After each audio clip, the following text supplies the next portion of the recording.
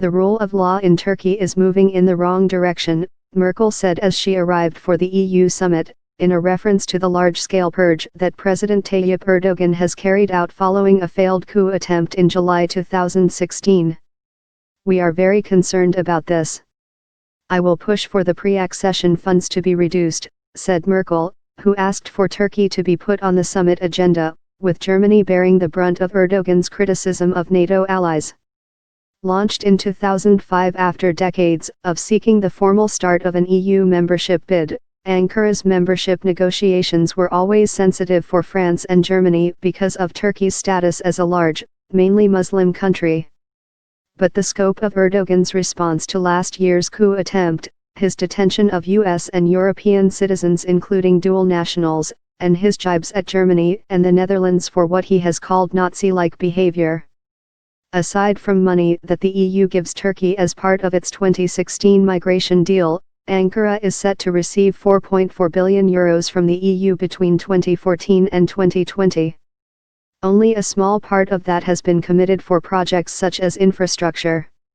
Some northern countries, including the Netherlands, say European financial aid meant to help Turkey reform politically so it can to join the EU now makes no sense because Ankara has cracked down so dramatically after the failed coup.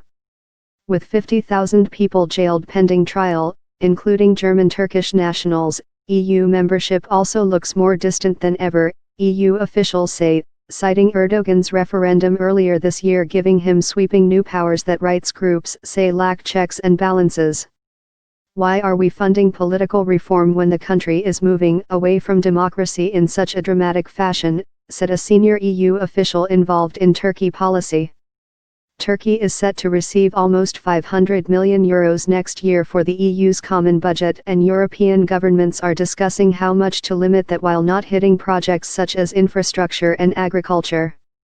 The European Parliament has proposed reducing the transfer by €50 million next year, with another €30 million set aside for further cuts should the relationship with Turkey deteriorate even more. It is set to vote next week. However, EU governments are divided, with Poland, Britain and Sweden maintaining their strong support for Turkey's EU membership and countries such as Austria demanding not just a freeze to accession funds but an end to membership talks. Entry negotiations with Turkey must be broken off, Austria's Sebastian Kurz, whose conservative OVP party won the most votes in Sunday's parliamentary election, said on Twitter as he arrived for his first EU summit.